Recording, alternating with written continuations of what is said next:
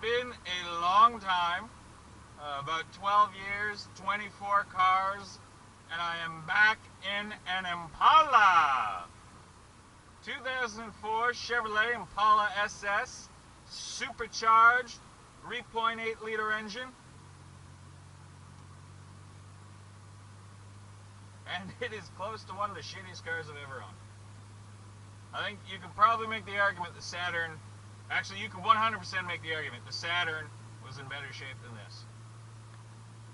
But it runs, it drives, it looks cool, and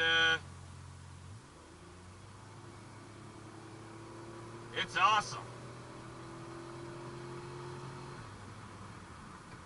It's got just enough of an exhaust leak that it sounds a little bit better than it should.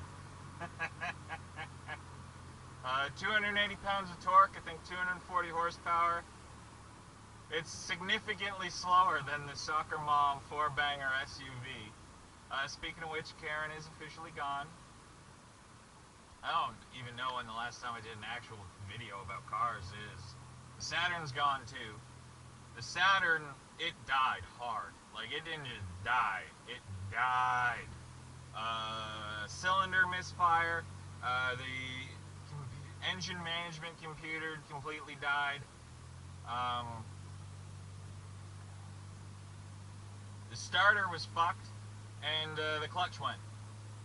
If it had just been one thing, I might have fixed it, but all four things, no. Sadly, she went the way of darkness. But I picked this thing up from some teenager out of the next town over, and not gonna lie, the kid screwed me. I knew it was in rough shape. I took a gamble, but it was in rougher shape than I thought. Brings to mind my old Ford Explorer. But it does have a pretty decent aftermarket stereo with Bluetooth, which they did not have 20 years ago when this car came out. Although you have to program your phone to it every friggin' time, and that's just annoying.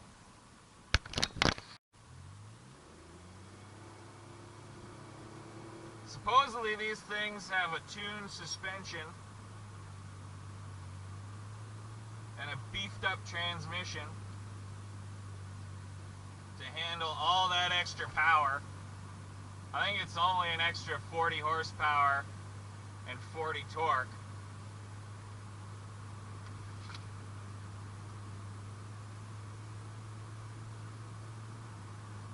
I can feel the weight, but it's definitely, like, it's handling smooth, it's firm to the ground, but you can feel the weight.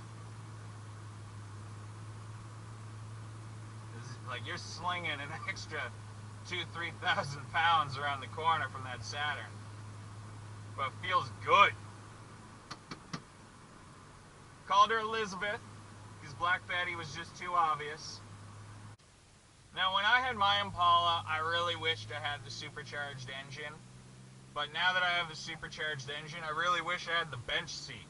What's the point of putting in bucket seats and a center console for an automatic? Like, if this was stick, hell yeah. But, nah, give me the fucking thing on the wheel so I can have my arm around my lady. And what's really annoying is I thought maybe I could just take out the center console and have the freestanding stick. But no, the design they've got is so complicated that even if you take the console away, it's still half the damn space. It's also got tint all the way around, which I've never had in a car before, even half the front window. It's nice though. Like, it's a bright sunny day, but I can look out the window and not be blinded. Sunroof, which works. It's my first external sunroof though, where it goes up and out instead of in and out. If the car was in better shape, this would be awesome. Fortunately, it's not, so it's just pretty cool. It lift-off oversteers like a champ. It's genuinely fun to whip around. I've already crashed it pretty hard into a snowbank.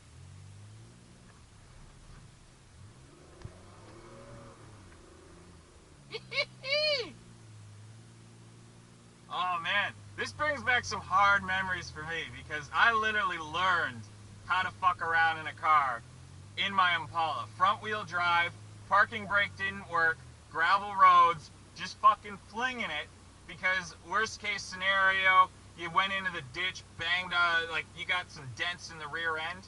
Who cares? It is tail happy as fuck. And one thing I've missed so much because I've been driving modern cars lately is throttle control. Like on Karen, in order to overpower the brakes and the differential, you literally had to have it hard to the floor 24/7, so you couldn't control it. This thing, just give it a little bit of power, you've got full control over that throttle. That's what I love to. And it is a nice feeling. I can do donuts in this. Front wheel drive, no handbrake, and I can do donuts if there's enough snow on the ground.